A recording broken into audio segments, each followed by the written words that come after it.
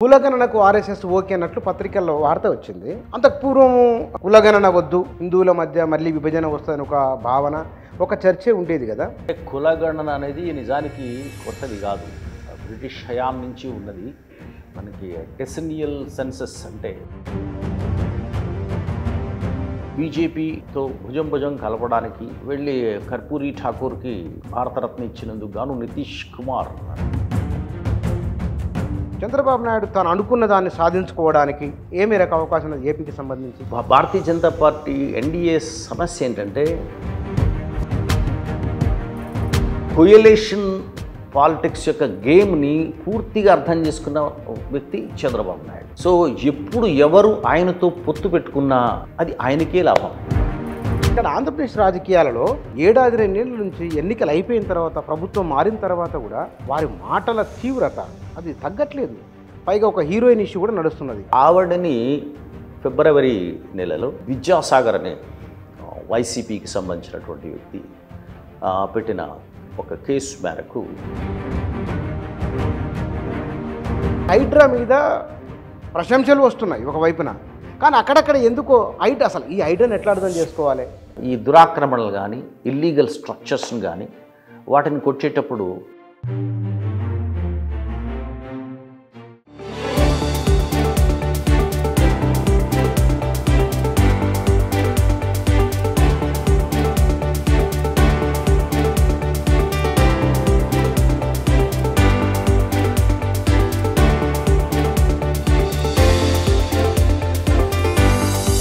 నమస్తే.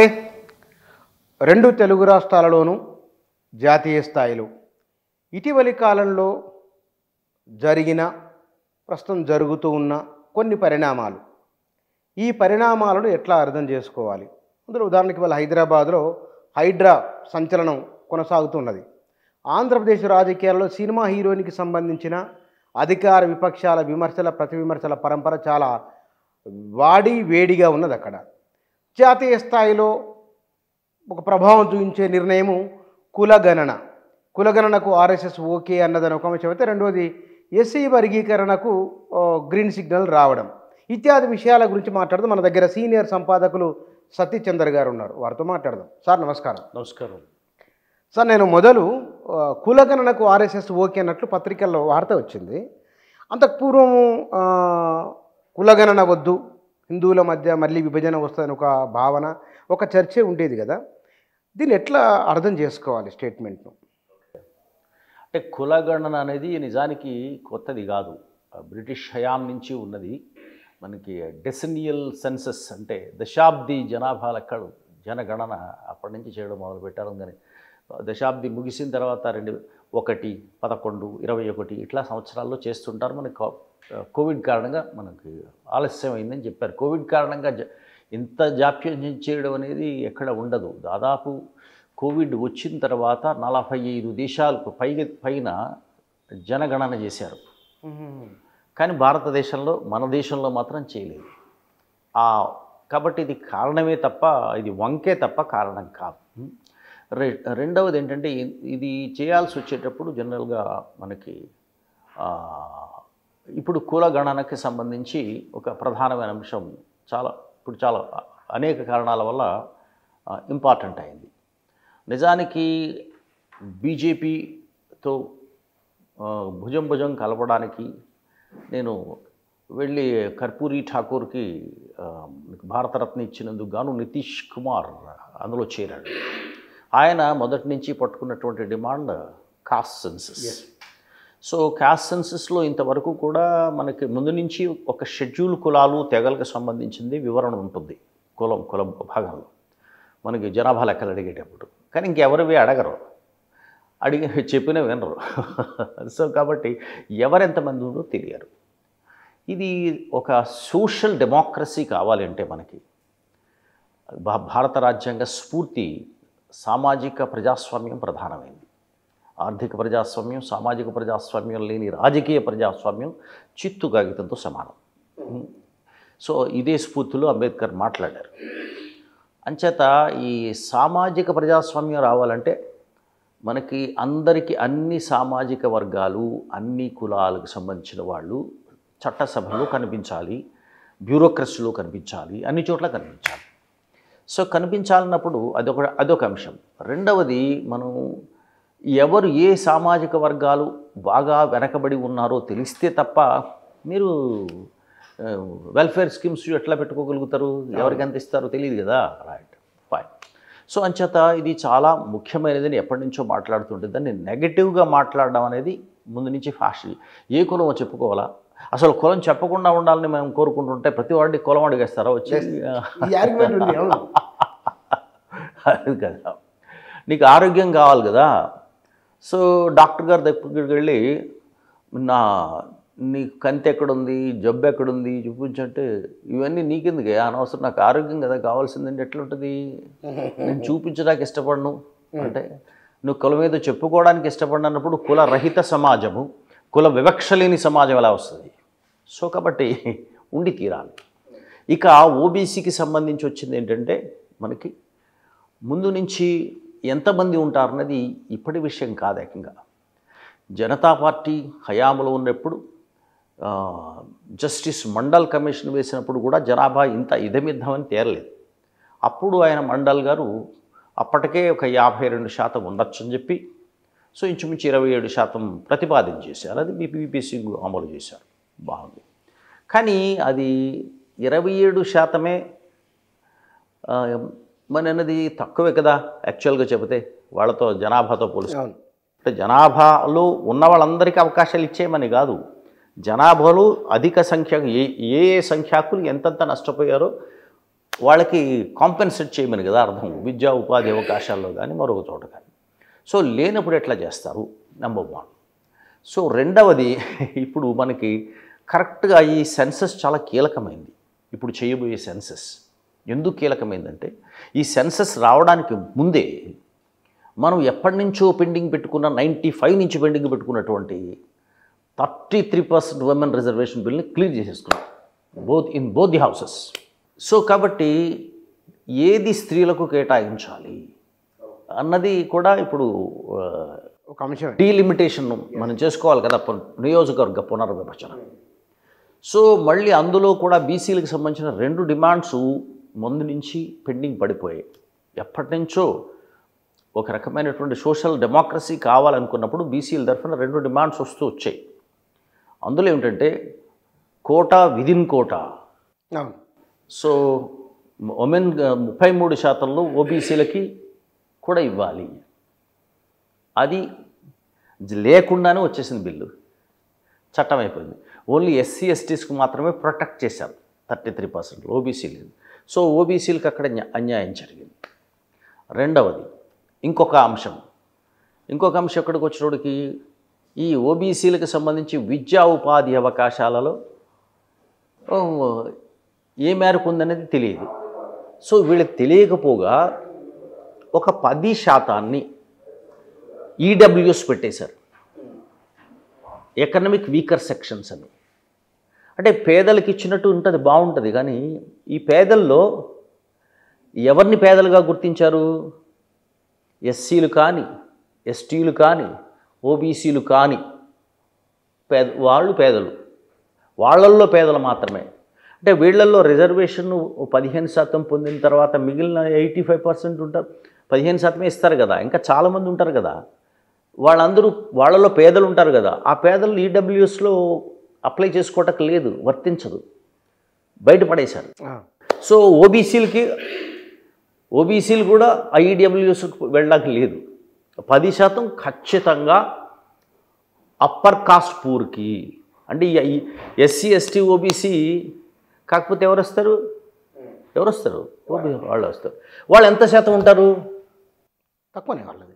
మరి వాళ్ళకి ఒకవేళ 10% ఉందనుకో, 10% అంటే 100% రిజర్వేషన్ ఇచ్చినట్టు కదా మీరు, మిగిలిన వాళ్ళకి సంబంధం లేకుండా. సో కాబట్టి ఓబీసీలకి ఎంతో లెక్క తేల్చకపోవడం వల్ల ఇది చాలా ఈజీ అయిపోతుంది. ఇప్పుడు లెక్క తేల్చాలి. అంచేత నిజంగా చెప్పాలంటే ఇది న్యాయబద్ధమైనటువంటి డిమాండ్. సో ఎవరెంతున్నారో తెలియడమే కాకుండా నిజానికి ఇప్పుడు ఈడబ్ల్యూఎస్కి అనుభవిస్తున్న వాళ్ళు కూడా ఎంతమంది ఉన్నారో తెలియాలి. బ్రాహ్మణులు, క్షత్రియులు, వైశ్యులు వీళ్ళందరూ వస్తారు కదా. అవును, ఇప్పుడు ఓకే అన్నారు కదా వాళ్ళు, ఓకే అంటున్నారు. సో కాబట్టి ఇప్పుడు ఓకే అనడం వెనకాల ఆర్ఎస్ఎస్ ఓకే అనడం ఒక రకం కారణాలు ఏమైనా ఒక శుభ పరిణామం, ఆహ్వానించదగ్గది. ఇప్పుడు కారణం ఏమై ఉంటుందని ఆలోచిద్దాం. అంతే కదా, ఇన్నాళ్ళు రెసిస్ట్ చేసినటువంటి వాళ్ళు, ఇన్నాళ్ళు ఆపినటువంటి వాళ్ళు ఒక్కసారిగా ఈ కాంటెక్స్ట్లో ఈ సందర్భంలో అరే ఇవ్వచ్చు అని ఎందుకుంటున్నారు? ఓకే, దేశవ్యాపితంగా బీజేపీ ఓట్ బ్యాంకు ఒకప్పుడు ఓట్ బ్యాంక్ వేరు, ఇప్పుడు ఓట్ బ్యాంక్ వేరు. అంటే 1990s ఉండేటువంటి ఓట్ బ్యాంక్ వేరు, 1990s అంటే వాజ్పేయి గారు ప్రధానిగా ఉండేటప్పుడు అంతకుముందు ఉండేటువంటి ఓట్ బ్యాంక్ వేరు. అంటే మండల్ ఉద్యమం వచ్చిన తర్వాత అటు మందిర్ ఉద్యమం ఉండేది, అప్పుడు ఓట్ బ్యాంక్ వేరు. ఓట్ బ్యాంక్ ఎవరు? అప్పర్ కాస్ట్, అర్బన్, నగర మధ్యతరగతి, అగ్రవర్ణాలు. కానీ మనకి నెక్స్ట్ ఇప్పుడు ఉండేటువంటిది ఎవరు కాదు, మోస్ట్లీ ఎక్కువ భాగము రూరల్ ఓబీసీస్. ఈ మ్యాజిక్ చేసింది ద్వయం, షా మోడీల ద్వయం. మీరు అది మంచిగా చెడుగా పక్కన తీస్తే the credit has to be given to them. Yes. So ఇప్పుడు ఎక్కడైనా ఓబీసీలు, బీజేపీ క్యాడర్ తీసుకోండి, బీజేపీ క్యాడర్ తీసుకోండి, బీజేపీ కార్యకర్తలు తీసుకోండి, మోస్ట్లీ ఎవరు ఉంటున్నారు? ఓబీసీస్ ఉంటున్నారు. ఓట్ బ్యాంక్ ఓబీసీస్ ఉంటున్నారు. రైట్. ఇప్పుడు వాళ్ళకి అనుకూలంగా ఒక నిర్ణయం చేసినట్టుగా అనిపించింది అనుకోండి రేపు పొద్దున్న. అప్పుడేమవుతుంటుంది? మేము ఓబీసీలకి మేమే మేలు చేశాము అని అన్నట్టు ఉంటుంది.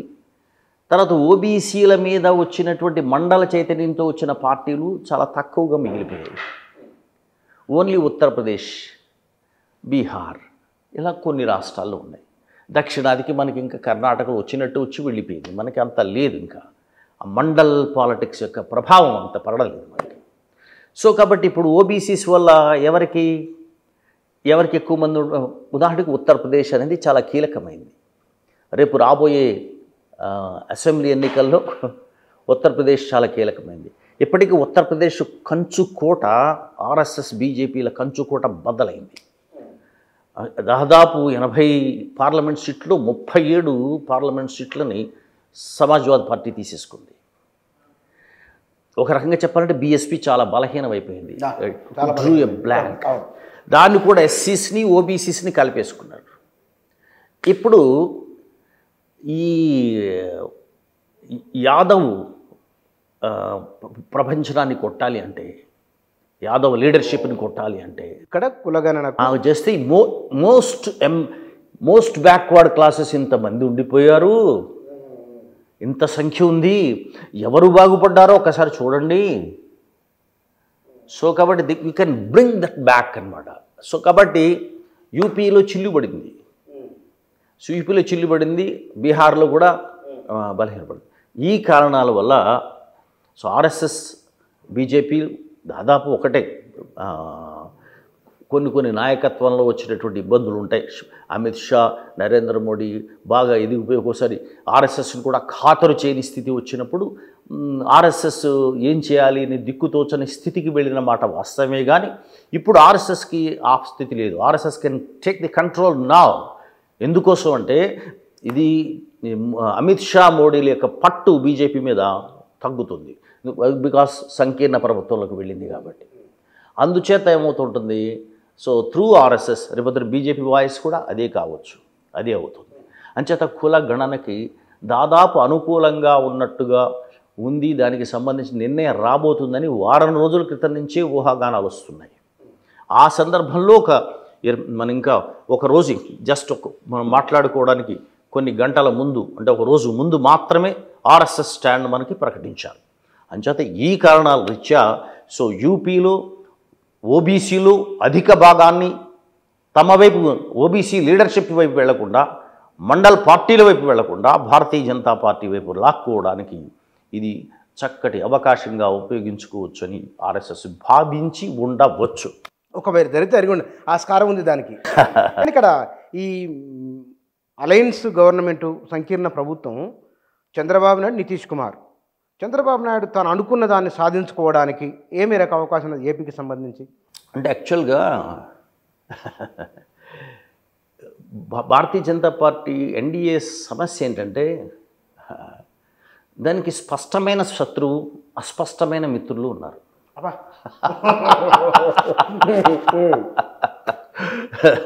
India plus headed by Congress clear enemy, దాంతో గొడవ ఉండదు. మనం ఏం చెప్తాడు వ్యతిరేకం వస్తారు. ఇక మిత్రపక్షాలు ఉంటాయి, అవి ఉన్నాయి. ఒక్కొక్కసారి ఈవెన్ చిరాగ్ పశ్వాన్ని కూడా లోక్ జనశాఖ పార్టీ కూడా మన కొన్ని విషయాల్లో ఎన్డీఏని విభేదిస్తున్నాడు. ఇక వీళ్ళిద్దరూ ఉన్నారనుకోండి, వీళ్ళు కొయిలేషన్ పాలిటిక్స్లో ముదిరిపోయిన వాళ్ళు. నిజం చెప్పాలంటే మంచి అంటే పాజిటివ్ టర్మ్స్లో చెప్పాలంటే దే ఆర్ జమ్స్. ఎవరు? నితీష్ కుమార్, చిరాగ్ పాశ్వాన్. సో కొన్ని పిట్టలు ఉంటాయి, తుఫాను ఎప్పుడు వస్తుందో చాలా ముందు గ్రహిస్తాయి. అలాంటి వెదర్ టాక్ లాంటి వాడు నితీష్ కుమార్. సో కాబట్టి ఏది గెలుస్తుందో ఆ పార్టీలోకి వెళ్తాడు, రైట్. సో అలాగే కొయిలేషన్ పాలిటిక్స్ యొక్క గేమ్ని పూర్తిగా అర్థం చేసుకున్న వ్యక్తి చంద్రబాబు నాయుడు. సో ఎప్పుడు ఎవరు ఆయనతో పొత్తు పెట్టుకున్నా అది ఆయనకే లాభం. అవతల వాళ్ళు తక్కువ లాభపడి ఈయన ఎక్కువ లాభపడ్డారు. ఒక్కొక్కసారి అవతల వాళ్ళు నష్టపోయిన సందర్భాలు కూడా ఉంటాయి. సో కాబట్టి అలాంటి గేమ్ ఆడగలిగిన ఇద్దరు, అంటే ఒక రకంగా చెప్పాలంటే పూర్తిగా ఆధారపడడానికి వీలు లేని ఇద్దరు వ్యక్తుల మీద ఎన్డీఏ రెండు ఊతకర్రల మీద, ఈ ఊతకర్రల కన్నా ఈ ఊగుడు కర్రలు ఇవి. ఇట్లా ఊతకర్ర అంటే నిలబడాలి. అవును, నిలబడాలి. సో కాబట్టి ఇక్కడ వీళ్ళిద్దరిది ఏంటంటే బేసికల్గా ఒకళ్ళది రాష్ట్రాన్ని బలోపేతం చేద్దాము, ఆర్థికంగా పుంజుకునేట్టు చేద్దాము, ఇండస్ట్రీ ట్రేడ్ని ముందుకు తీసుకువెళ్దాము. సో కాబట్టి ఇండస్ట్రియల్ క్లాస్ చాలా హ్యాపీగా ఉంచాలి, అప్పుడే రాష్ట్రం బాగుపడుతుంది. అదంతా అడ్మినిస్ట్రేషన్ అంతా ఎటో పోయింది జగన్మోహన్ రెడ్డి కాలంలో అని భావిస్తున్నటువంటి చంద్రబాబు నాయుడికి తనకి కావాల్సింది ఫండింగ్, విపరీతమైన ఫండింగ్ కావాలి. అతను పెట్ ప్రాజెక్ట్స్గా చాలా పెద్దగా రెండే పెట్టుకున్నాడు, ఒకటి అమరావతి, రెండు పోలవరం. రెండే ఉన్నాయి ఆయనకు. ఆ రెండు చాలు, ఎన్ని నీళ్ళు వేసినా ఖాళీగా ఉంటుంది. అంటే అంత నిధులు కావాలి. సో కాబట్టి ఆయన కొన్నాళ్ళ వరకు కూడా ఆయనతో కొంత సేఫ్టీ ఉంది, కొన్నాళ్ళ వరకు కూడా ఫినాన్షియల్ బెనిఫిట్స్ని స్టేట్కి తీసుకురావడం మీదే దృష్టి పెడతారు. సో దానికి తోడు ఆయనకి ఇప్పుడు ఒక ఇమ్మీడియట్గా వచ్చే ఎలక్షన్స్ కానీ, తర్వాత హ్యాపీగా ఎవరికి లేనంత మెజారిటీ, అద్భుతమైన మెజారిటీ పుచ్చుకుని ఉన్నాడు. ఆయనకి రాజకీయపరమైనటువంటి అనిశ్చితి అనేది లేదు చంద్రబాబు నాయుడికి. సో అంటే తెలుగుదేశం పార్టీకి. కాబట్టి ఆయన ఓట్ పాలిటిక్స్ దాంట్లోంచి ఎన్డీఏని ఇబ్బంది పెట్టే ప్రయత్నం చేయరు. ఆయన నోట్ పాలిటిక్సే. అంటే నోట్స్ అంటే స్టేట్కి, కానీ వాడిది ఓట్ పాలిటిక్స్ అయింది. ఎవరిది? నితీష్ కుమార్. సో అది ఎప్పుడూ కూడా ఆయనకి కావాల్సింది కొంత చేయాలి. సో ఆయనకు కావాల్సింది ఏంటి? The only demand and the persistent demand ఎప్పటి నుంచి అడుగుతున్నది కాస్ట్ సెన్సస్. సో కాబట్టి ఆయన చేసినట్టు ఉంటుంది, ఇప్పుడు ఆగుతాడు ఆయన. సో పక్కనేంటి నేను ఎందుకు వచ్చాను అంటే అప్పట్లోనే ఓబీసీలకి రిజర్వేషన్ మొట్టమొదటి స్టేట్లో అమలు జరిపినటువంటి అప్పటి ముఖ్యమంత్రి కర్పూరి ఠాకూర్ నేను శిష్యుణ్ణి, నేను వారసుణ్ణి అని ప్రకటించే వ్యక్తికి భారతరత్న ఇప్పించుకున్నాడు కాబట్టి నేను వెళ్ళానని చెప్పాడు. సో అప్పుడు క్యాస్ట్ సెన్సస్ ప్రధానంగా తీసుకురాలి, కానీ ఇప్పుడు అతను తీసుకొచ్చిన తర్వాత ఇక్కడ మనకి తేజస్వి యాదవ్ ఉంటాడు, ఆయన ఎప్పటి నుంచో డిమాండ్ చేస్తున్నాడు. సో తేజస్వి యాదవ్ రాష్ట్రానికి ఏం చెప్తాడు? నేను తెచ్చాను, తేజస్వి యాదవ్ తేలేదని చెప్తాడు. సో ఆయనకి ఓట్ పాలిటిక్స్కి సంబంధించినటువంటి అడ్వాంటేజ్ ఆయనకి ఇస్తున్నారు నితీష్ కుమార్కి. సో కాబట్టి ఆయనకి ఫండింగ్స్ వీటికన్నా ప్రధానంగా రేపు బీహార్లో తను జరగబోయే ఎన్నికల్లో కానీ మరొకటి దాంట్లో కానీ అతను మళ్ళీ నిలబడగలగాలి. So that is the important thing అనమాట. అంచేత ఇద్దరు కూడా ఇమ్మీడియట్గా థ్రెట్ ఇవ్వలేరు. సో కాబట్టి కొన్నాళ్ళు ఇది సాగుతుంటుంది. ఊగుడు కర్రలే కానీ ఇప్పుడు ఓగో స్ట్రాంగ్. కానీ సార్ ఇక్కడ ఆంధ్రప్రదేశ్ రాజకీయాలలో ఏడాది 2 ఏళ్ల నుంచి ఎన్నికలు అయిపోయిన తర్వాత ప్రభుత్వం మారిన తర్వాత కూడా వారి మాటల తీవ్రత అది తగ్గట్లేదు.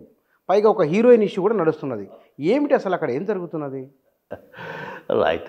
అంటే ఇది మనకి ఫస్ట్ మొదట రాగానే మొదట యాక్చువల్గా మనం ఒక వైలెన్స్ చూసాం, హింస చూసాం ఆంధ్రప్రదేశ్లో. 2 పక్షాలు ఒకళ్ళ మీద ఒకళ్ళు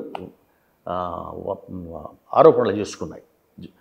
జగన్మోహన్ రెడ్డి పక్షం అండ్ చంద్రబాబు నాయుడు పక్షం, అంటే తెలుగుదేశం, జనసేన, వైసీపీ. సో ఒకళ్ళనొకళ్ళు హింస పరాకాష్ఠకి వెళ్ళిపోయింది, హత్యల వరకు, మరణాల వరకు వెళ్ళింది. అవును. అది మళ్ళీ కొంత సబ్సైడ్ అయింది, ఆ దశ ముగిసింది. సో రెండవ దశ పాత కేసుల్ని తవ్వడం. ఆ పాత కేసులను తవ్వడంలో అసలు మొట్టమొదట నా కేసే ముందు తవ్వాలని వచ్చిన RRR దీపాపం వెనక్కి వెళ్ళింది. RRR కేసు రఘురామకృష్ణరాజు గారు ఆయన మళ్ళీ కేసు పెట్టారు, అప్పుడు పోలీస్ స్టేషన్. దాని తర్వాత మళ్ళీ పాత దానికి సంబంధించినటువంటి కేసెస్లో ఇప్పుడు ఇది ఒకటి వచ్చింది, కాదంబరి జత్వానీ కాదంబరి. సో జత్వానీ కాదంబరి ఆవిడ ఫిల్మ్ ఆర్టిస్ట్. సో తెలుగు ఇతర భాషల్లో కూడా నటించారు. బట్ షీస్ బాలీవుడ్ బేస్డ్ ఆవిడ. అండ్ డీసెంట్ ఫ్యామిలీ ఆయన నుంచి వచ్చారు. వాళ్ళ నాన్నగారు ఆర్మీస్లో పనిచేశారు, నేవీలో పనిచేశారు. వాళ్ళ అమ్మగారు రిజర్వ్ బ్యాంక్ ఆఫ్ ఇండియాలో ఉన్నారు, రిటైర్డ్. బట్ అప్పటికే ఆయనకి he's crossed 80 years. Okay. So ఆవిడ బ్యూటీ పేజెంట్లో కూడా పాల్గొన్నారు. సో ఆవిడని ఫిబ్రవరి నెలలో విద్యాసాగర్ అనే వైసీపీకి సంబంధించినటువంటి వ్యక్తి పెట్టిన ఒక కేసు మేరకు ఒక 3 IPS ఆఫీసర్స్, 2 ఇతర పోలీస్ ఆఫీసర్స్ వెళ్ళి ఆవిడని అక్కడి నుంచి తీసుకుని వచ్చి ఇక్కడ నిర్బంధించి టార్చర్ చేశారన్నది ఆరోపణ. అంతేకాకుండా ముందు జ్యుడిషియల్ కస్టడీకి పంపించడానికి ముందు ఒక 5-6 రోజులు పోలీస్ కస్టడీలో ఉంచుకున్నారు అన్నది. అంటే మరి అంత అవసరం ఎందుకు వచ్చింది? ఖచ్చితంగా వెనక్కి తీసుకెళ్తే ఇబ్బంది ఉంటుంది. సో ఇప్పుడు ఆ ఆఫీసర్స్ ఎవరు, వీటి మీద మళ్ళీ ఊహాగానాలు మనకి కదా, కొన్ని పేర్లు కూడా వచ్చినాయి, బయటికి పేర్లు వచ్చేసాయి. సో కాబట్టి మనకి ఆల్మోస్ట్ సోషల్ మీడియా చాలా చురుగ్గా ఉంటుంది కదా ఇలాంటి విషయాలు. కాబట్టి వాళ్ళేమో ఒకప్పుడు విధేయులని. సో దీంతో ఏమైంది, దీనికి సంబంధించి విచారణ జరగాలి, అప్పుడు ఇలాంటివన్నీ జరిగాయని ఇది ఒక అంశం ఏర్పడుతుంటుంది. సో బేసికల్గా ఇప్పుడు ఒక జాగ్రత్త తీసుకుంటుంది తెలుగుదేశం పార్టీ. ఏంటంటే అపోజిషన్ చాలా బలహీనమైంది. ఇప్పుడు తనని జగన్ని రాజకీయంగా టార్గెట్ చేసి ఎక్కువ దుమ్మెత్తిపోవడం వల్ల వీరే వారికి అనవసరమైన స్పేస్ ఇచ్చినట్టు ఉంటుంది. అందుకోసం ఆల్మోస్ట్ చంద్రబాబు నాయుడు ఆయన మంచి స్కీమింగ్ ఘటన సమర్థుడు కదా ఆయన.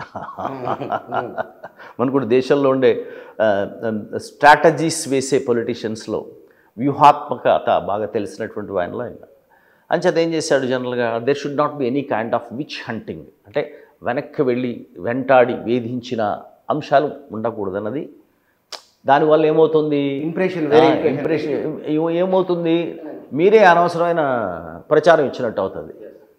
సో వ్యక్తి మీద సింపతి కలిగే అవకాశం ఉంటుంది. సానుభూతిని నీ చేతులతో మీ ఖర్చుతో ఆయనకి సానుభూతిని కలిగించండి. సో అలాంటి సందర్భంలో ఈ కేసు ఒకటి ప్రధానంగా తీసుకొచ్చారు. ఈ కేసు తీసుకొచ్చినప్పుడు మీకు జనరల్గా చూస్తున్నట్టే దీని మీద వచ్చే పొలిటికల్ స్టేట్మెంట్స్ చాలా తక్కువ ఉన్నాయి. మనం మీడియాలో ఎక్కువ అలర్ట్ చేస్తున్నారు, కానీ ఎక్కువ భాగము ఉదాహరణకి తెలుగుదేశం పార్టీ నుంచి కానీ వచ్చే స్టేట్మెంట్స్ చాలా ఎట్టి పరిస్థితులను వాళ్ళని అంతు చూడాలి, మరొకటి చూడాలి, అలాంటి ఆ తరహా స్టేట్మెంట్స్ ఏమి రావడం లేవు. కరెక్ట్. సో కాబట్టి దిస్ ఇస్ ది థింగ్. ఇది మీడియా కానీ దీన్ని కూడా ఇరుకుని పెట్టడానికి బాగానే ఉంటుంది. ఇక్కడ 2 అంశాలు చూడాలి.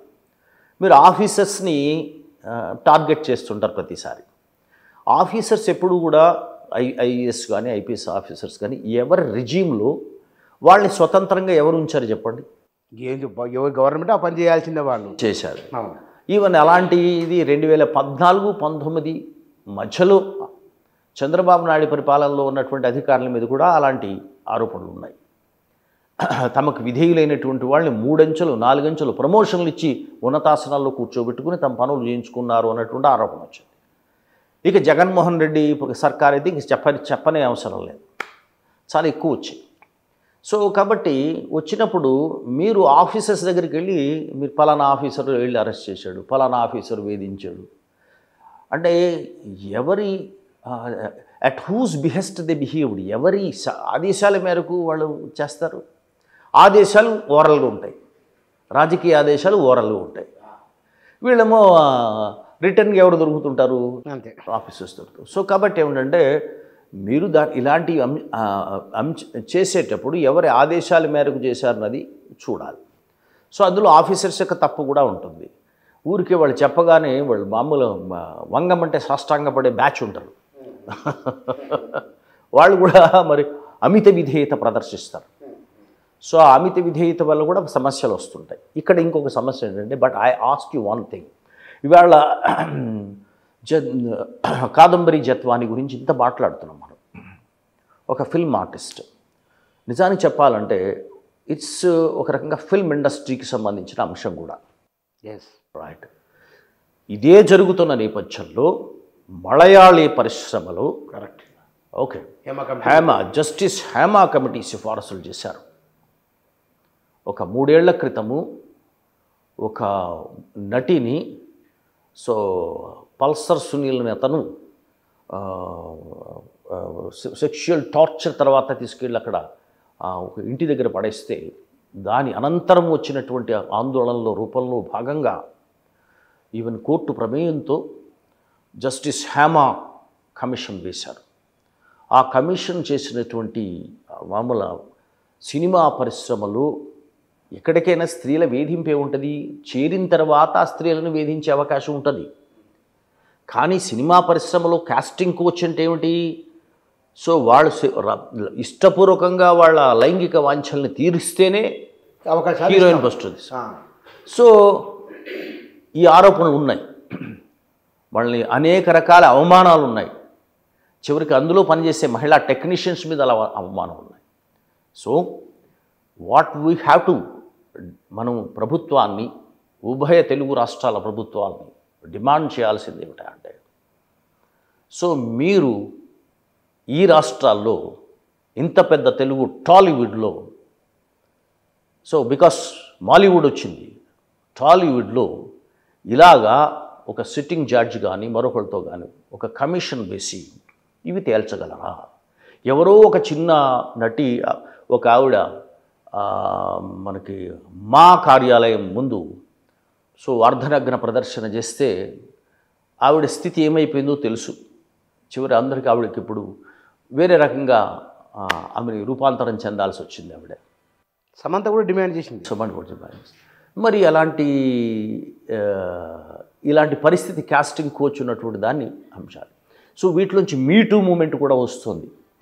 అంటే మీటూ మూమెంట్ అంటే ఒకప్పుడు 20 ఏళ్ల క్రితం నన్ను పలానా హీరో ఇలా చేశాడు అని ఇవాళ చెప్పుకునే పరిస్థితి కూడా వచ్చేసింది. పాస్ట్ ప్రజెంట్లో చెప్పడం అది రావాలి. కాబట్టి ఇప్పుడు మనం మీరు ఇటువైపు వెళ్తున్నాము. ఎలా వెళ్తున్నాము? అసలు విద్యాసాగర్ ఏ కేసు, విద్యాసాగర్ ఎందుకోసం పిలిపించాడు, ఏ పోలీస్ ఆఫీసర్స్ వెళ్ళారు, అక్కడ ఎవరు కనెక్షన్, అక్కడ వేరే కేసెస్ ఉన్నాయా, ఆ కేసుతో వైసీపీ లీడర్స్ ఎవరు ఉన్నారా, ఇటు వెళ్తున్నారు. ప్యూర్ పొలిటికల్ ఇటు వెళ్తున్నారు. విక్టిమ్ లాగా ఈవరొక్కడే విక్టిమ్మా, జత్వాని ఒక్కరే బాధితురాలా, ఏ సినీ నటి కూడా బాధితురాలు కారా? సినిమా పరిశ్రమ దీనిపైన మాట్లాడాలి. సినిమా పరిశ్రమలో ఉండేటువంటి స్త్రీల పట్ల రాజకీయాల్లో ఉండేటువంటి వాళ్ళు ఎప్పుడు ఎలాంటి మిస్బిహేవ్ చేయలేదా, ఎలాంటి సెక్షువల్ ఫేవర్స్ పొందలేదా, వాళ్ళ జీవితాలు నాశనం కాలేదా? సో సినీ పరిశ్రమ రాజకీయాలు రెండు కలగలిసిపోయినటువంటి రాష్ట్రం మనది. మరి ఇక్కడ ఎందుకు వెయ్యరు? సో కాబట్టి మీరు అటు దృష్టి మళ్లించే బదులు ఇంకా ఎంతమంది జత్వానీలు ఉన్నారు? జత్వానీలు 2019-24 మధ్యలోనే జత్వానీల కేసులు ఉన్నాయా? 2014-19 మధ్యలో కేసులు లేవా? ఏం జరిగింది అనేది దీన్ని స్టడీ చేయాలి. సినిమా పరిశ్రమ ఇవాళ కాకపోతే రేపైనా ఇక్కడి నుంచి అలాంటి డిమాండ్ వస్తుంది, అలాంటి ఒత్తిడి వస్తుంది. ఎందుకోసం అంటే ఒకవేళ మనం పాన్ ఇండియా సినిమాలు తీసుకుంటున్నాం, ఊరికి మన రాష్ట్రానికే తీసుకుని ఇక్కడే చూసుకునే పరిస్థితి లేదు మనం. కరెక్ట్. సో కాబట్టి మాలీవుడ్లో వస్తే టాలీవుడ్లో రావాలా, బాలీవుడ్లో రావాలా, కాలీవుడ్లో రావాలా. కాబట్టి స్త్రీలు ధైర్యంగా పరిశ్రమలోకి వెళ్ళి ఒక ఆత్మగౌరవంతో పనిచేయగలిగేటువంటి స్థాయి కలిగించగలగాలి. సో కాబట్టి జత్వాని సంఘటనని అటువైపే కాకుండా అటువైపు విచారించండి. Yes, whoever is responsible, punish them, penalize them. But at the same time ఇలాంటి అభాగ్యులు ఎంతమంది ఉన్నారు? అంత చదువుకుని కూడా ఇంత అవమానానికి గురవ్వాలా? మీకు చాలా సందర్భాల్లో హీరోలు కన్నా హీరోయిన్స్ బాగా చదువుకుని ఉంటారు.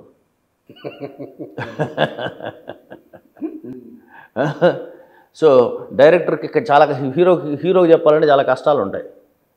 వేరే డైరెక్టర్ వచ్చి, సో మనకి ఇంగ్లీష్ కొంచెం కూర్చు ఉంటుంది, మన వాళ్ళకి ఇతర భాషలు కూడా ఉంటాయి, కానీ వాళ్ళు వెంటనే గ్రాస్ప్ చేస్తారు. అలాంటి బ్రైట్ గర్ల్స్ వచ్చినటువంటి ఉంది. సో కాబట్టి ఇంకా రావాలి కదా ఇలాంటి. మన కాస్టింగ్ కోచ్ అని అంటే ఒక రకంగా క్విడ్ ప్రోకో అనమాట. ఇది సెక్షువల్ క్విడ్ ప్రోకో. నీకు ఇది నాకు ఎదంటారు కదా, నువ్వు నా ఫలానా వాడి కోరిక తీరిస్తే నీకు ఫలానా హీరోయిన్ అని కాదు, చిన్న పాత్రలకు కూడా చాలా దుర్మార్గం. అదే దాని చర్చ అయితే నడుస్తున్నది. సో కాబట్టి ఒక హీరోయిన్ని ఒక బ్యూటీ పెజెంట్లో పాల్గొన్న ఆవిడతో ఒక కేసు, ఇంత పెద్ద కేసు ఎలా ముడిపడి ఉంది? సో కాబట్టి మీరు ఆమెని తీసుకొచ్చి వేధించాల్సిన అవసరం ఏముంది మీకు? కాబట్టి ఆమెను విచారించాల్సిన అవసరం ఏముంది? మరి సుప్రీంకోర్టు ఇచ్చినటువంటి ఆదేశాల ప్రకారంగా పాటించి అరెస్ట్ చేశారా?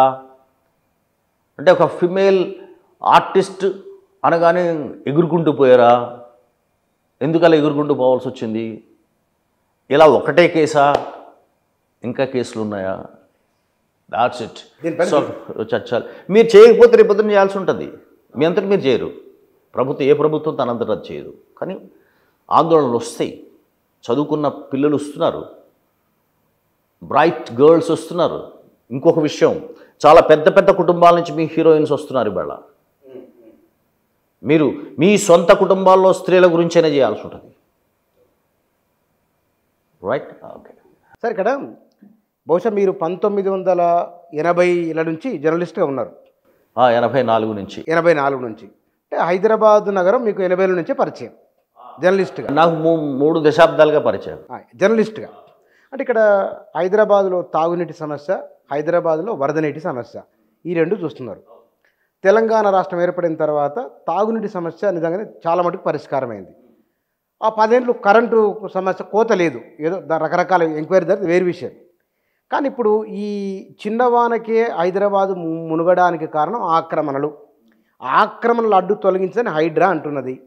ఈ హైడ్రా మీద ప్రశంసలు వస్తున్నాయి ఒకవైపున, కానీ అక్కడక్కడ ఎందుకో అసలు ఈ హైడ్రాని ఎట్లా అర్థం చేసుకోవాలి?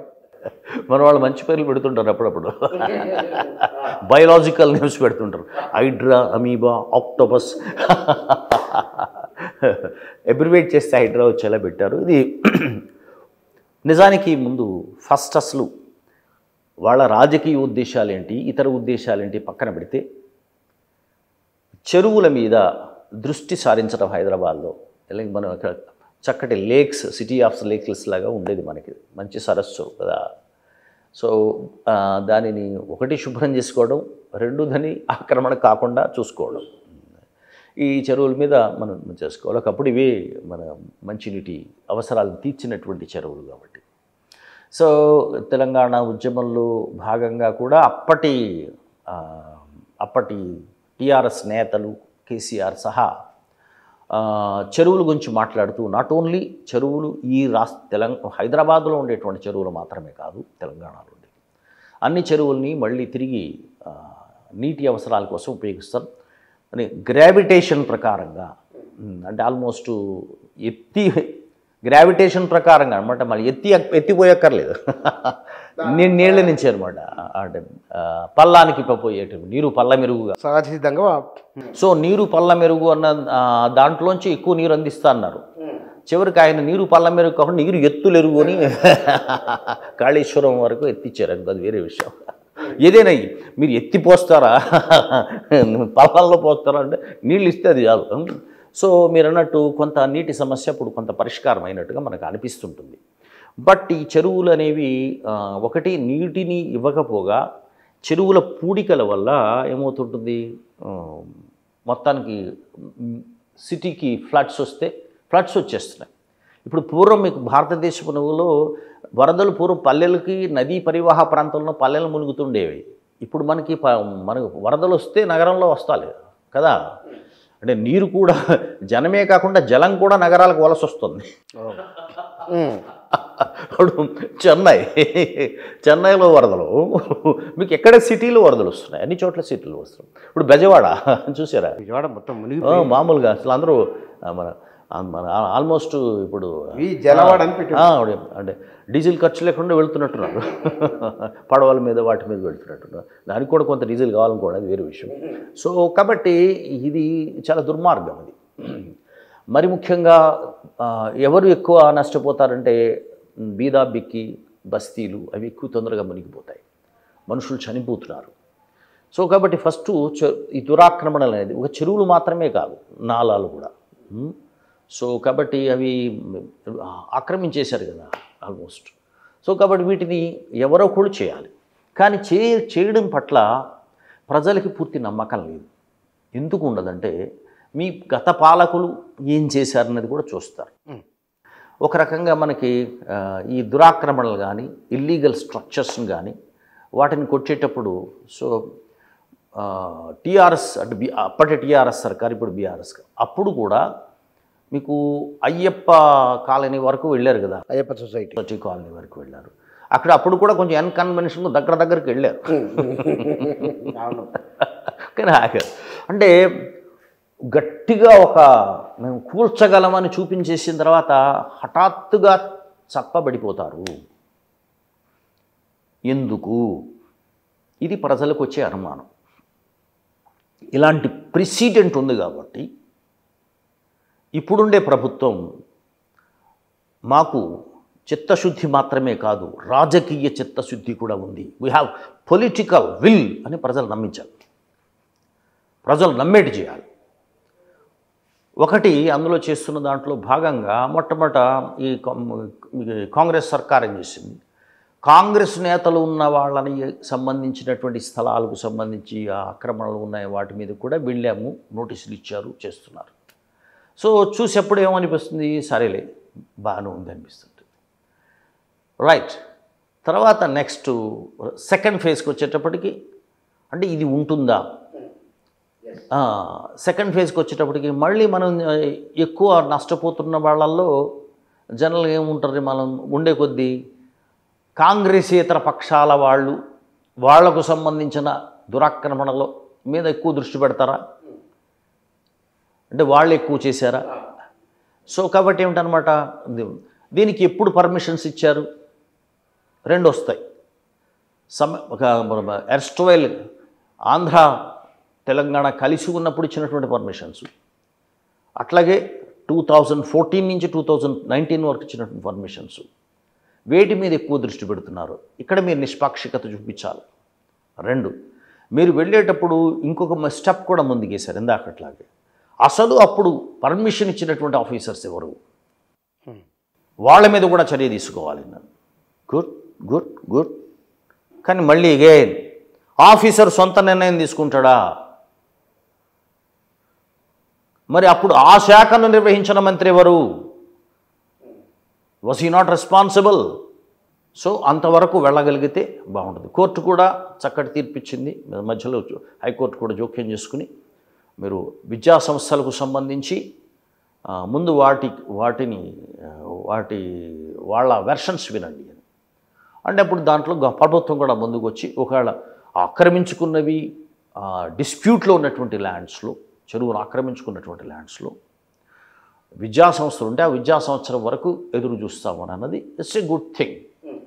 బట్ ఫస్ట్ థింగ్ ఏంటంటే they have to prove there. ఇది అలా కాకుండా పొలిటికల్ వెండెట్టా కోసమో లేకపోతే ఒకసారి బెదిరించి వదిలేస్తే మిగిలిన దురాక్రమణదారులు పక్కదారుల ద్వారా తమ ఇష్టమైన నేతల్ని కలుసుకుంటారు. కలుసుకుని ఏం చేస్తారో తెలియదు కదా మనకి. సో కాబట్టి అలాంటి అపవాదు తెచ్చుకోకూడదు. సో కాబట్టి అంచేత అలాంటి అపవాదు తెచ్చుకుంటే మళ్ళీ ఈ 5 ఏళ్ల పాలనలో ఉండేటువంటి అంశాన్ని కొత్త సర్కార్ ఏదన్నా వచ్చిందనుకో అప్పుడు కూడా ఇదే చేస్తుంటుంది. సో అలాంటిది ఇవ్వకుండా ఉండేందుకు అంశం మిగిలిన వాళ్ళు కూడా ఇన్వాల్వ్ చేయగలగాలి. ఇందులో యాక్చువల్గా ఏంటంటే ఇతర రాజకీయేతర సంస్థల్ని నగరానికి అభివృద్ధి కోసం అనేక రకాలుగా కొంతమంది ఉంటారు. యాక్చువల్గా సేవ్ హైదరాబాద్ బ్యాచ్ ఇట్లట్టు ఉంటారనమాట. వాళ్ళందరినీ తర్వాత ఇతర రాజకీయేతర ఉండేటువంటి వాళ్ళని ఇన్వాల్వ్ చేయాలి.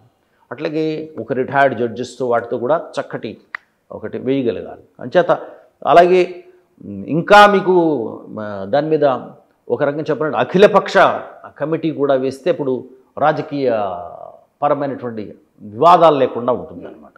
సో ఆల్ పార్టీస్కి సంబంధించినటువంటివి. సో ఇట్స్ హై టైం మనకి. మునిగిపోతున్నాం మనం. మునిగిపోయిన తర్వాత కానీ ఒక చోట సెలెక్టివ్గా కొట్టకూడదు. ఎక్కడుంటే అక్కడ కొట్టాలి. సెలెక్టివ్గా నాకు నచ్చినోని కొడతాను, నచ్చనోని వదిలేస్తాను కుదరదు. అట్లాగే ఇవి డ్రైన్స్ ఎంత ఉన్నాయి. మొన్న ఆల్మోస్ట్ మనకి లాస్ట్ వర్షం వచ్చినప్పుడు అక్కడ ఉప్పల్ ప్రాంతం మునిగిపోయింది కదా, కంప్లీట్ ఇట్ వాస్ ఇనండేటెడ్ అనమాట. సో కాబట్టి ఈ నగరాన్ని ఒకటి మనకి మొత్తం తెలంగాణకి ఒక ఇది మన గుండెకాయ హైదరాబాద్ మొత్తం ఇదే అన్నిటినీ అవును చూస్తుంది. దీన్ని నగరాన్ని కాపాడుకోకపోతే స్టేట్ని కాపాడుకోలేని లెక్క. ఇది మళ్ళీ రాబోయే జిహెచ్ఎంసీ ఎన్నికలను దృష్టిలో పెట్టుకొని మనం బాగా చేశాం కాబట్టి ఓట్లు వేసి తర్వాత మర్చిపోతారు అట్లా అని అట్లా కుదరదు. It has to B continuous process అని జనం నమ్మాలి. అంటే ఇప్పుడు జరుగుతున్న తీరు చూస్తే మీకు ఏమనిపిస్తున్నది? అంటే ఇప్పటివరకు ఎంకరేజింగ్గా ఉంది. ఓకే, ఇప్పటివరకు ఎంకరేజింగ్, ఇప్పటివరకు కూడా ఆశాజనకంగా ఉంది. ఆశాజనకంగా ఇదే మన ప్రతిపక్షాలు దీన్ని బుల్డోజర్ పాలిటిక్స్ అంటారు. కానీ అక్కడేంటి మనకి నచ్చని మత విశ్వాసం కలిగిన వారి ఇళ్లను బుల్డోజర్తో కూల్చిన రాజకీయాలని బుల్డోజర్ పాలిటిక్స్ అన్నారు. ఇది మత రాజకీయాలకు సంబంధించింది కాబట్టి ఆ పేరుని దీన్ని పెట్టడం అనేది సరైన పద్ధతి కాదు. అంటే Revanth Reddy is doing well ఇంతవరకు. రేవంత్ రెడ్డి అంటే ఇప్పుడు ఇంతవరకు ఉంది. అంటే దీనికి సంబంధించి మీకు ఇందులో మళ్ళీ ఇఫ్స్ అండ్ బట్స్ ఉన్నాయి. మీరు రాజకీయ చిత్తశుద్ధి నిరూపించుకోవాలి. అంటే మేము సెలెక్టివ్గా కొట్టట్లేదు, అందరినీ కొడుతున్నాం అన్నది నిరూపించుకోవాలి. 2, ఒక చెరువుల దగ్గరే ఆగకూడదు. మీరు అన్నాక ఆ ప్రాసెస్ మొత్తం రావాల్సిందే. సో కాబట్టి ఒకవేళ మీరు మధ్యలో ఆపారనుకోండి మీది పులి మీద స్వారీ అవుతుంది. ఈసారి ఎలా ఉండదు. గత ప్రభుత్వం మధ్యలో ఆపేసింది, సౌకర్యవంతంగా అన్నట్టు భావించింది. కానీ ఈసారి మాత్రం పులి మీద స్వారీ. జనం చాలా సఫర్ అయి ఉన్నారు. Big task. మీరు చేపట్టారు, ఆనందించారు, కానీ దిగారా జనంలో ఆందోళన వస్తుంది, తట్టుకోలేరు. అది ఫుల్ఫిల్ చేస్తే పేరు వస్తుంది, మామూలు పేరు రాదు. పేరు వస్తుంది చక్కగా. మనదేంటి ఇప్పుడు మనకి రాజకీయంగా కూడా బృహన్ముంబై మున్సిపల్ కార్పొరేషన్ తర్వాత గ్రేటర్ హైదరాబాద్ మున్సిపల్ కార్పొరేషన్ అనేది చాలా కీలకం కాబోతుంది రాజకీయంగా. దేశంలో రాజకీయాలు గ్రామాల నుంచి నగరానికి కాదు, నగరాల నుంచి గ్రామాలకు వెళుతున్నాయి. ఎందుకోసం లేకపోతే కేజ్రీవాల్ రాడు, నగరం నుంచి వచ్చిన వాడే. సో కాబట్టి ఇక్కడ రాజకీయాలని మిగిలిన రూరల్ తెలంగాణకి పబ్ చేసే కెపాసిటీ జిహెచ్ఎంసీకి ఉంటుంది. సో జిహెచ్ఎంసీ ఎన్నికలు అనేవి మీకు చెప్తున్నాగా స్టేట్ అసెంబ్లీ ఎన్నికల కన్నా కీలకం కాబోతున్నాయి. Because of HYDRAA. అది కూడా ఒక అంశం. కానీ సార్ ఇక్కడ కరెంటు మరి రేవంత్ రెడ్డి పనితీరు బాగుందని మీరు అంటున్నారు. అక్కడక్కడ నేను సర్టిఫై చేయడంలా ఇంత పనితీరు అంటే దీనికి ఆశాజనకంగా ఉంది ఇప్పటి వరకు. అది ఇక్కడ కరెంటు విషయం నాకు ప్రతి రాజకీయ నాయకుడి మీద ప్రతి పార్టీ మీద నాకు ఒక సస్పిషన్ అనేది ఎప్పుడూ ఉంటుంది. షరతులకు లోబడి రేవంత్ రెడ్డి నాయకత్వం బాగుంది, కానీ విద్యుత్తుకు సంబంధించి కోతలు ఉన్నాయి, నిర్వహణ సరిగా లేదు అని ఒక అక్కడక్కడ సోషల్ మీడియాలో కామెంట్లు వస్తున్నాయి. నిజమేనా? సో అప్రకటిత పరమైనటువంటి కోతలు కనిపిస్తున్నాయి, తప్పనిసరిగా కనిపిస్తున్నాయి. సో కాకపోతే ఏంటంటే దీన్ని అలా అని చెప్పేసి అంతకుముందు ఇప్పుడు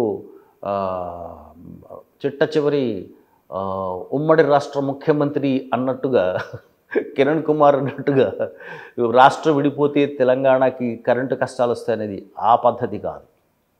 సో అది కానే కాదు, అది కాదని వెంటనే నిరూపణ అయిపోయింది. దానికి సంబంధించిన అంశం ఏం కాదు. ఇప్పుడు ఉండేటువంటి సమస్యలు అంటే these are all part of administration. So ఒక ప్రాపర్ అడ్మినిస్ట్రేషన్ అనేది, ఇంకా అడ్మినిస్ట్రేషన్ మీద ఫుల్ కంట్రోల్ వచ్చినట్లేదు ఈ గవర్నమెంట్కి. ఇప్పుడు ఇది ఒక్క భాగం చేస్తున్నంత మాత్రాన మిగిలిన విభాగాలన్నీ కరెక్ట్గా ఉన్నట్టు కాదు కదా. సో కాబట్టి ఇప్పటికి కూడా మనకి అన్ని శాఖలకి సమయానికి నిధులు విడుదలవుతున్నాయా, ఆర్థికపరమైనటువంటి క్రమశిక్షణ ఉందా, రైతులకు సంబంధించినటువంటి రుణమాఫీ చేయడం కోసం మిగిలినవన్నీ నిలుపు చేశారుగా. మరి అక్కడ అడ్మినిస్ట్రేటివ్ ల్యాకునా కనిపిస్తుంది కదా, ఫైనాన్షియల్ డిసిప్లిన్ ఎక్కడుంది, మరి అది చూసుకోవాలిగా. సో అలాగే మిగిలిన విభాగాల మీద అడ్మినిస్ట్రేటివ్ కంట్రోల్ గవర్నమెంట్ ఇంకా తెచ్చుకోవాల్సిన అవసరం ఉంది. సో కాబట్టి these are all administrative lapses. అంతేగాని పవర్ మన గ్రిడ్లోంచి పవర్ పొందలేకపోవడము వాటి వల్ల కాదు, నిర్వహణ లోపం. చూడాలి. ఇక్కడ కవిత అండ్ వన్ మోర్, ఈ గవర్నమెంట్కి ఇంకో పెద్ద ప్రాబ్లం ఏంటంటే కాంగ్రెస్ గవర్నమెంట్స్ దేశంలో తక్కువ ఉన్నాయి, చాలా తక్కువ ఉన్నాయి. ఇది ఒకటి. సో కాబట్టి మనం బడ్జెట్లో చూసినప్పుడు అది ఆంధ్ర మీద ప్రేమతో ఆంధ్రకి ఇచ్చారని అనడం లేదు నేను. ఆంధ్రప్రదేశ్లో ఉన్నటువంటి బీజేపీ, టీడీపీ, జనసేన సర్కారు ఉంది కాబట్టి దానికి కొంచెం మరి డిసప్పాయింట్ కాకుండా ఇచ్చారు. కానీ తెలంగాణకి మాత్రం మొండి చేయి చూపించారు బడ్జెట్లో. సో కాబట్టి మరి కాంగ్రెస్ గవర్నమెంట్ ఖచ్చితంగా నిధుల కొరతతో సఫర్ అయ్యే అవకాశం ఉంది. ఈ తక్కువ నిధులతో మీరు ఎక్కువ వాగ్దానాలు చేసేశారు, చాలా ఎక్కువ వాగ్దానాలు చేసేశారు. ఈ వాగ్దానాలకి నిధులకి సరిపోవు మీకు. సో మీరు ఆ క్రైసిస్ని ఎలా ఎదుర్కోబోతున్నారు, మీకు ఒక ప్రణాళిక లేదనుకోండి, వెంటనే రాజకీయంగా కూడా నష్టపోయే అవకాశం ఉంటుంది. కానీ ఇక్కడ కవిత అరెస్ట్ అయ్యి మన బెయిల్ పైన బయటికి రావటం రాజకీయంగా ఎట్లా ఉండవచ్చు, ప్రజల్లో సానుభూతి రావచ్చు, ఒక ఆడకూతురికి ఇట్లా అయింది అని. బీఆర్ఎస్ శ్రేణులు ఒక కొత్త సెంటర్ వచ్చింది బీఆర్ఎస్ శ్రేణులు. ఇప్పుడు ఆవిడ కవితే కొత్త సెంటర్. అంటే కేసీఆర్ అసలు ఆయన నాయకత్వం ఉంటుంది. మీరు చూడండి, ఎన్నికల ముందు అసలు కేటీఆరే చాలా కీలకంగా కనిపించారు. ఎవ్రీథింగ్ కేటీఆర్ అన్నట్టు.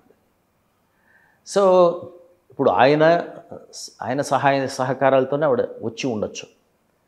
కానీ ఒక న్యూ ఐకాన్గా కవిత ఉన్నారు. అయితే మీరు చాలామంది అనొచ్చు, ప్రతి నాయకుడు జైలుకు వెళ్ళి బయటకు రావడం అంటే వెళ్ళినటువంటి కేసులు కానీ ఆరోపణలు కానీ అవేమి గొప్పవేం కావు, పేరు తెచ్చిపెట్టే ఆరోపణలు కావు, ముంచే ఆరోపణలే. సో కాబట్టి కానీ మనకి 2 తెలుగు రాష్ట్రాల్లో చూడండి, అలాంటి ఆరోపణలోంచి వెళ్ళినటువంటి వ్యక్తులు ఉన్నారు. రేవంత్ రెడ్డి గారు అలాంటి ఆరోపణతోనే జైలుకి వెళ్ళారు, వచ్చారు, ఆయన ఇమేజ్ బాగా పెరిగింది. చంద్రబాబు నాయుడు గారు అది నిజమో అబద్ధమో ఆరోపణలనైతే ఆ తరహా ఆరోపణలు, ఆయన తర్వాత జైలుకి వెళ్ళొచ్చాక పెరిగింది. సో మనకేంటంటే జైలుకు వెళ్ళడం అనే దాని మీద ప్రజలు ఓటర్లు ఒక దృష్టితో చూస్తున్నారు. ఏం చూస్తున్నారు, వీళ్ళు తప్పు చేశారా లేదన్నది కాదు, అప్పుడు ఉన్న ప్రభుత్వం వేధింపు చర్యలో భాగంగా పంపిస్తుంది. సో ఆ వేధింపు చర్య నుంచి తట్టుకుని బయటకు వచ్చారు, అట్లా చూస్తున్నారు. ఇప్పుడు కవితను కూడా అలాగే చూశారు. రేపు కేజ్రీవాల్ మళ్ళీ బయటకు వస్తే ఆయన ఇమేజ్ కూడా పెరిగే అవకాశం ఉంటుంది. హేమంత్ సోరెన్ ఇమేజ్ బయటకు వచ్చాక పెరిగింది కదా. సో కాబట్టి అట్లా నిజానికి ఒక కొడుకు కూతురు ఉన్నప్పుడు రాజకీయ వారసత్వం శ్రేణులు ఒప్పుకోరు, కొడుకునే ముందు తోస్తారు.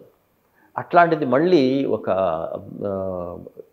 కవితకి ఒక కొత్త జనాకర్షణ వచ్చే అవకాశం ఉంటుంది. సో ఆయన కూడా వ్యూహకర్తే కాబట్టి కేసీఆర్ తప్పనిసరిగా ఈసారి తనయ చుట్టూ కొంత వ్యూహాన్ని రచించే అవకాశం ఉంటుంది. సార్, ఎస్సీ వర్గీకరణకు సంబంధించి కేంద్ర ప్రభుత్వానికి ఎట్లా చేయాలో తెలుసు, వాళ్ళు ఆలోచన చేసే ఒక ఆమె కోర్టు తీర్పు ఎంత రావడం ఒక అంశం. ఇక్కడ కొంతమంది అంటే దీన్ని గందరగోళపరుస్తున్నారు, ఆ తీర్పును సరిగా అర్థం చేసుకోలేదను అన్వయించి ప్రజలను ఒక గజిబిజి చేస్తున్నారని ఒక చర్చ ఉంది. ఓకే, మనం ఇప్పుడు ఎలా అంటే మనకి సుప్రీంకోర్టు రైట్ మెడిసిన్ ఇచ్చింది, మంచి మందు ఇచ్చింది, కానీ దాని ఎక్స్పైరీ డేట్ అయిపోయింది. ఈ మందు ఉభయ తెలుగు రాష్ట్రాలకి లో ఉండేటువంటి షెడ్యూల్ కులాలకి మేలు జరిగి ఉండాలంటే 2014 ముందు ఇచ్చుంటే బాగుండేది. రాష్ట్ర విభజన తర్వాత షెడ్యూల్ కులాలకు సంబంధించి ఈ రెండు రాష్ట్రాల్లో షెడ్యూల్ కులాలకు సంబంధించి అరకొరగా ఉన్న విద్యా ఉపాధి అవకాశాలు ప్రభుత్వ ఉపాధి తగ్గిపోయి ఉంటాయి, అది వేరే విషయం. ఏమో ఉన్న కొద్దే కావచ్చు, 1% కావచ్చు, 1% అని సమానం మీకు వాళ్ళ మధ్య ఈక్వాలిటీ విధిని ఈక్వాలిటీ ఉండాలి కదా, సమానత్వం ఉండాలి. ఓకే, అప్పుడు కొంత ప్రయోజనం ఉండేది. ఎందుకోసం అంటే అసలు ఈ పంచాయతీ మొదలైందే ఉమ్మడి ఆంధ్రప్రదేశ్ నుంచి. సో దీని అర్థం చాలా స్పష్టంగా చెప్పుకోవాలంటే ఎక్కువ విద్యా ఉపాధి అవకాశాలు మాలలు తీసుకున్నారు, మాదిగలు నష్టపోయారు. మీరు వరుసని ఒక 2-3 తరాల ఐఏఎస్ ఐపీఎస్ అధికారులను తీసుకోండి, అధిక భాగం మాలలు ఉంటారు, మాదిగలు ఉంటారు, తక్కువ ఉంటారు. ఇట్లా ఏ రంగంలో తీసుకున్నా వెనకబడి ఉంటారు. ఇట్లా ఎందుకు అంత క్లియరింగ్గా కనిపించింది, స్పష్టంగా కనిపించింది అంటే మనకి ప్రాంతాల వారి తీసుకున్నాం అనుకోండి, అందరికీ తెలిసిన విషయమే. ఆంధ్ర ప్రాంతాల్లో, సీమాంధ్ర ప్రాంతాల్లో పాపులేషన్ రీత్యా మాలలు ఎక్కువ, బాగా ఎక్కువ. తెలంగాణలో మాదిగలు ఎక్కువ, అవును కదా. సో ఆంధ్రకి తెలంగాణకి అభివృద్ధిలో 200 ఏళ్ల గ్యాప్ ఉంటుంది, అవును కదా. ఈ 200 ఏళ్ల గ్యాప్ని మనం రైతుల్లో చూసుకుంటాం, ఉద్యోగుల్లో చూసుకుంటాం. అని చూసుకున్నప్పుడు మరి అస్పృశ్యుల్లో ఉండదా? సో వాళ్ళు ఇంగ్లీష్ విద్యను చాలా ముందు అనేక రకాలుగా పొందిన వాళ్ళు ఉంటారు ఆ ప్రాంతాల్లో. అంటే మాలలతో పాటు మాదిగలు కూడా పొంది ఉంటారు. అక్కడ తొలుత మాదిగ పారిశ్రామికవేత్తలు వచ్చారు ఆంధ్రలో. లేస్ ఇండస్ట్రీకి మొదట తొలి పారిశ్రామికవేత్తలు మాదిగ పారిశ్రామికవేత్తలే. పారిశ్రామికవేత్తలే చిన్నాళ్ళుగా yes, because of education, Vidya.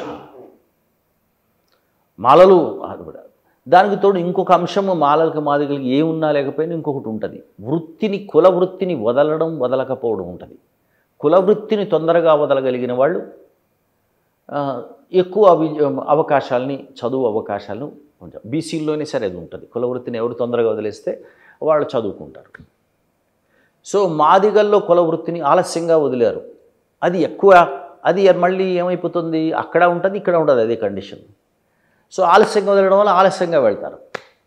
So కానీ మళ్ళీ ఇప్పుడు ఈ డివిజన్ ఎప్పుడైతే జరిగిపోయిందో, రాష్ట్ర విభజన జరిగిపోయిందో, ఇప్పుడు అక్కడ ఉండేటువంటి షెడ్యూల్ కులాలకు ఉండే అవకాశాలని అక్కడ ఎవరు ఎక్కువ ఉపయోగించుకుంటారు? సీమాంధ్రలో మాలలు ఎక్కువ ఉపయోగించుకుంటారు. ఇక్కడ షెడ్యూల్ కులాలకు ఉండే అవకాశాలను ఎవరు ఎక్కువ ఉపయోగించుకుంటారు? జనాభా రీత్యా మాదిగలు ఎక్కువ ఉపయోగించుకుంటారు. ఇప్పుడు ఏబిసిడి వచ్చి ఏం చేస్తుంది? మాదిగలకి ఎక్కడ అదనంగా ఇచ్చింది అంటే దీని పరిష్కారం ఏమిటి? రైట్. ఇంకొకటి అంటే ఎక్స్పైరీ డేట్ అయిపోయింది, అర్థమైందిగా. రెండవది ఇంకొక అంశం ఏంటంటే బ్యాక్లాగ్ అంశం అన్నమాట. బ్యాక్లాగ్ అంటే ఏమిటి? ఇదిగో మన ఉదాహరణకి తెలంగాణ స్టేట్లో ఐఎన్పిఆర్ డిపార్ట్మెంట్లో అనుకుందాం, ఒక షెడ్యూల్ కులాలకు కేటాయించినటువంటి ఒక 6 ఏపీఆర్ఓ పోస్టులు ఉన్నాయి అనుకున్నాం, assistant public relations officer post. So ABCD ప్రకారంగా ఒక 4 మాదిగలకి 2 మాలలకి వచ్చాయి అనుకున్నాం, ఊరికే అట్లా. ఇప్పుడు మాదిగల్లో ఏపీఆర్ఓలకు సంబంధించినటువంటి 4లో ఆ క్వాలిఫికేషన్స్ ఉన్నవాడు 3 దొరుకుతారు, ఒకటి ఖాళీ ఉంటుంది. దీన్ని బ్యాక్లాగ్ చేసేస్తారు. ఆ తర్వాత ఇతర కులస్తుడు ఎవరో వచ్చి అక్కడ పార్ట్ టైంగా చేరతాడు, అవుట్సోర్సింగ్ చేస్తాడు. ఇవి మామూలుగానే జరుగుతుంటాయి. అట్లా కాకుండా అప్పుడు ఇంకొక ఎస్సీని మాలనే అక్కడ పెట్టారనుకోండి, షెడ్యూల్ కులాలే ఉన్నట్టు ఉంటుంది కదా. మాదిగ దొరికితే సరే, లేకపోతే మాలను పెట్టాలి. అక్కడ కూడా అంతే. ఇది మనం కొత్తగా ఆలోచించింది కాదు. ఇది 1975లో పంజాబ్లో మొదట ఈ 2 వర్గాలకి 2 ఉపకులాలకి మధ్య 50-50% కింద డివైడ్ చేశారు. అప్పుడు ఏం చేశారంటే వాళ్ళు, ఇదే పాయింట్, కీలకమైన పాయింట్, అది ఏం చేశారంటే అప్పుడు ఈ 5 ఉన్నారు కదా, ఇందులో 5లో 3 దొరికారనుకో, 2 దొరకలేదనుకో, ఆ 2ని బయట వాళ్ళకి వచ్చి అవుట్సోర్సింగ్ అట్లా చేయక్కర్లేదు, అందులో వాళ్ళని ఇవ్వచ్చు. దొరకడం అంటే మనకి ఇన్స్టెడ్ ఆఫ్ అప్పుడేమవుతుంది, మొత్తం షెడ్యూల్ కులాలకు న్యాయం జరుగుతుంది. ఒకళ్ళే తన్నుకుపోవడం ఉండదు.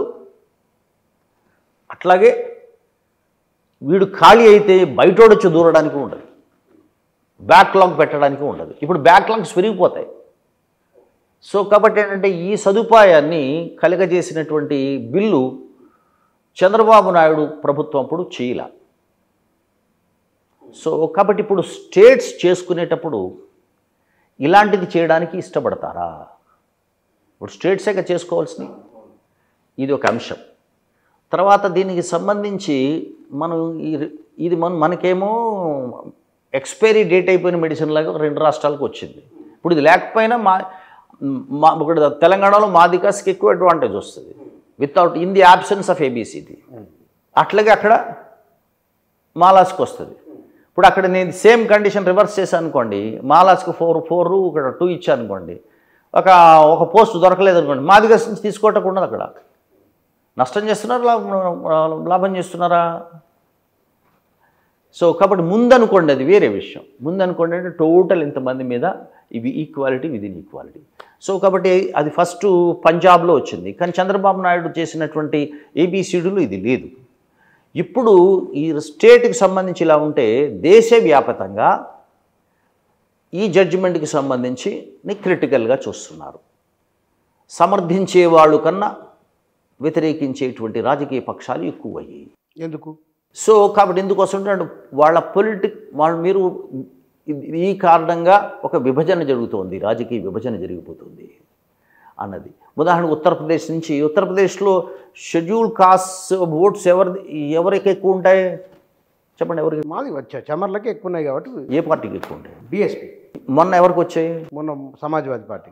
ఇద్దరు దీన్ని వ్యతిరేకించారా, అనుకూలించారా? ఇద్దరు వ్యతిరేకిస్తున్నారు. అంటే సార్ ఇక్కడ ఎవరు ఆధిపత్యంలో ఉంటారో, ఎవరు అవకాశాలు ముందు తీసుకుంటారో వాళ్ళు వ్యతిరేకించడం వలన సమస్య మరింత. No, this is not the thing. యాక్చువల్గా ఏంటంటే మనం ఈ ఆకలిని పంచుకున్న వాళ్ళు అర్ధాకలిని కలిసి పంచుకోవాలి, సమంగా పంచుకోవాలి. సో కాబట్టి ఒకడే తన్నుకుపోవడం కరెక్ట్ కాదు. కానీ మిగిలిన వాళ్ళకు కూడా పంచాలి అనుకున్నప్పుడు ఆ పంపకం చాలా జాగ్రత్తగా ఉండాలి. కానీ ఇక్కడ సార్ నేను ఎస్సీ వర్గీకరణ అంశం మీద 5-6 మందితో మాట్లాడినా. ఇప్పుడు నేను ఎస్సీ వర్గీకరణని వ్యతిరేకించినట్టు అనిపిస్తుందా, అనుకూలించినట్టు అనిపిస్తుందా? మీరు వ్యతిరేకించలేదు, అవకాశాలు డిస్ట్రిబ్యూట్ చేయాలి అందరికీ అని అంటున్నారు. కానీ I told you, number 1, it's a medicine, మంచి మందు. కానీ తేదీ ఎక్స్పైరీ డేట్ అయిన తర్వాత వచ్చిన మందు. అలాగే ఈ మందు 2 రాష్ట్రాలకు పనిచేసినట్టు దేశవ్యాప్తంగా పనిచేయట్లేదు. ఓకే, తర్వాత నెక్స్ట్ ఏమిటి, దీనివల్ల ఇంకొక ప్రాబ్లం ఉంటుంది. ఒకప్పుడు ఈవి చెన్నయ్య వెళ్ళినప్పుడు దాని మీద వచ్చిన జడ్జిమెంట్లో భాగంగా ఇది కేంద్రం ఉండే అంశము. షెడ్యూల్ కులాలు అనేది అందరూ అస్పృశ్యతని సమానంగా అనుభవిస్తున్న వాళ్ళు. ఆకలిని అనుభవించడంలో తేడా పడాలి. దాదాపు సేమ్. ఆకలి బాధ వేరువేరుగా ఉండొచ్చు. కొందరు నిండి ఉండొచ్చు, కొందరు ఎండి ఉండొచ్చు. కానీ ఊరు వెలుపల ఉన్న వాళ్ళందరూ కదా, అవమానం కామన్, అందులో ఎక్కువ తక్కువ లేవు. సో కాబట్టి ఇందులో అవమానం కామన్ కాబట్టి సో వీళ్ళందరినీ ఒకే లాట్గా చూడాలి అంచేత ప్రెసిడెంట్ దాని కింద వాళ్ళు పెట్టి ఉంచారు రాజ్యాంగాల్లోకి. దీనిని రాష్ట్రాలకు ఇవ్వడం వల్ల, రాష్ట్రాలకు ఇవ్వడం అంటే ఫెడరలిజం అనుకుంది. రాష్ట్రాలకు ఎక్కువ అనుకుంది. ఫెడరలిజంలో పైకి బాగుంటుంది కానీ లోన కులవాదం ఎక్కువ ఉంటుంది. మీకు ప్రాంతీయ పార్టీలు అనగానే గ్యారంటీగా దానికి కులం బ్రాండ్ ఉంటుంది కదా. నేను ప్రాంతీయ పార్టీలు లిస్ట్ ఎట్లా వేస్తాను, పక్కన కులాలు రాంది కళ్ళ ముందు కనబడుతుంది కదా కదా. మీరు ఇమ్మీడియట్గా 10కి 10 మార్క్స్ వచ్చేస్తే ఎవరికైనా వైఎస్ఆర్సీపీ, రెడ్డి, తెలుగుదేశం పార్టీ, కమ్మ, జనసేన, కాపు, బీఆర్ఎస్, వెలమ, ఇక్కడ కాంగ్రెస్, ప్రతి నేషనల్ పార్టీ కూడా ఇక్కడ వెంటనే అనలేం మనం. కాంగ్రెస్ని, బీజేపీని వెంటనే అనలేం. సో అప్పుడేమవుతుంది, అక్కడ స్థానికంగా ఉండేటువంటి భూస్వామ్య కులాలు ఎవరైతే ఉన్నాయో వాళ్ళు ఏం చేస్తారు, వాళ్ళ ఆధిపత్యం ఉంటుంది. వాళ్ళ ఆధిపత్యం వీళ్ళని ఈ షెడ్యూల్ కులాలన్నీలో ఉండే ఎంత విభజనకు గురైతే ఆ విభజనలో ఎవరికి ఏ భాగం పనికొస్తుందంటే ఆ భాగం తీసుకోవడానికి ప్రయత్నం చేసే అవకాశం ఉంటుంది. సో రండి, ఇంకొక అంశం ఏంటంటే దీన్ని అసలు డిమాండ్ అనేది షెడ్యూల్ కులాలు వాళ్ళు పెట్టాల్సిన డిమాండ్ 99% జాబ్స్ ప్రైవేట్ సెక్టార్లోకి వెళ్ళిపోయాయి కదా. ఇప్పుడు యాక్చువల్గా మనకు తెలుగుదేశం ప్రభుత్వం ఉంది, చంద్రబాబు నాయుడు గారి ప్రభుత్వం, రేపు పొద్దున్న వచ్చింది. ఆయన చక్కగా ABCD పెట్టారు. ఇప్పుడు కూడా ABCD పెట్టాలి. పెట్టేటప్పుడు ఆయన మంత్రిత్వ శాఖలోనే చాలామంది పారిశ్రామికవేత్తలు ఉన్నారు, చాలా పరిశ్రమలు ఉన్నాయి, విద్యా సంస్థలు ఉన్నాయి. అందులో మీరు ABCDతోనే షెడ్యూల్ కాస్ట్కి, షెడ్యూల్ ట్రైబ్స్కి రిజర్వేషన్స్ ఇవ్వగలరా? ఇవ్వాలిగా. ఇవ్వాలి లేదా? అలా ఇచ్చిన వాళ్ళకే మీరు పార్టీ టికెట్ ఇవ్వండి ఇండస్ట్రీస్కి. ఇంతకుముందు పూర్వం మనకి 2-3 కుటుంబ నియంత్రణ పెట్టేటప్పుడు ఎలా పెట్టారు, అలా ఆంక్ష పెట్టండి. ఓకే. సో సెంట్రల్ గవర్నమెంట్ ఎందుకు అట్లా, సెంట్రల్ గవర్నమెంట్ కూడా అట్లా లెజిస్లేషన్ ఎందుకు చేయదు? Just ABCD. రేపొద్దున EWSలో కూడా ABCD పెట్టండి. బ్రాహ్మణులకి, క్షత్రియులకి రావాలి, రావచ్చు కాదు, వచ్చి తీరాలా. ఈక్వాలిటీ విదిన్ ఈక్వాలిటీ కదా. Charity comes from home. మీడియాలో పెట్టండి, ఏ పరిశ్రమలైనా పెట్టండి. SCs కింద, SCs కింద, OBCs కింద పెట్టండి. పాజిటివ్ డిస్క్రిమినేషన్ ఉండాలి. మీరే నడుపుతున్నారు, అన్ని సంస్థలు మీరే నడుపుతున్నారు, రైట్? డెఫినెట్గా. తర్వాత ఇందులోనే క్రీమీ లేయర్ ఒక జస్టిస్ గవాయ్ గారు, హీస్ ఫ్రమ్ షెడ్యూల్ కాస్ట్ అని అన్నారు. 7 సభ్యులు ఉన్న ధర్మాసనంలో ఒకసారి IAS, IPS ఇలాంటి పదవులు పొందిన వాళ్ళు తర్వాత మళ్ళీ అది రిజర్వేషన్ క్లెయిమ్ చేయకూడదు అన్నది. ఇది ఎక్కువ భాగం మనం చాలా తరచూ వింటూ ఉంటాం బయట, రైట్? ఓకే. అంటే అదే కుటుంబం నుంచి కుటుంబాలుగా వరుసగా వాళ్ళ పరంపరగా ఎందుకు అని పరంపరగా ఉంటారు. అలాంటి కుటుంబాలుగా ఉన్నటువంటి IAS అధికారులు మీరు ఏ కులాలు ఎక్కువ ఉన్నారు చెప్పండి? సహజంగానే అది అది సో కాబట్టి క్రీమీ లేయర్ ఎక్కడ ఏర్పడుతుంది? అది సెంట్రల్ గవర్నమెంట్ చెప్పింది సార్, క్రీమీ లేయర్ లేదు. Right, it has taken away అనమాట. అంటే లేదు అన్నది అంటే అర్థం. అప్పుడు కూడా సుప్రీంకోర్టు SC ST అట్రాసిటీస్ యాక్ట్ని సంబంధించిన జడ్జిమెంట్ ఇచ్చినప్పుడు అది నిర్వీర్యమైందని దేశవ్యాప్తంగా ఆందోళన జరిగితే వెంటనే మన అప్పటి బీజేపీ గవర్నమెంట్, NDA గవర్నమెంటే నో, మళ్ళీ SC ST అట్రాసిటీస్ యాక్ట్కి పాత అధికారాలతో మేము చట్టం చేశారు, మళ్ళీ నిరూపించారు. కానీ వెంటనే దాని తర్వాత EWS వచ్చింది. ఇప్పుడు క్రీమీ లేయర్ అంటే ఇంకోటి ఏది వస్తుందో చూద్దాం, తెలియదు. ఏమైతే సార్ దేశవ్యాప్తంగా జరిగిన పరిణామాలు, సుప్రీంకోర్టు తీర్పు నుంచి మొదలుకొని అన్ని విషయాలు మీదైన ముద్రతో మీదైన యాంగిల్ చూపిస్తారు. Thank you sir. Thank you much. 2 ఉభయ తెలుగు రాష్ట్రాలు, జాతీయ స్థాయి పరిణామాలు, కొన్ని ఘటనల వెనుక ఉన్న అంశాలు ఏమిటనేది వారి అభిప్రాయం ఇది వాటిపైన. Thank you.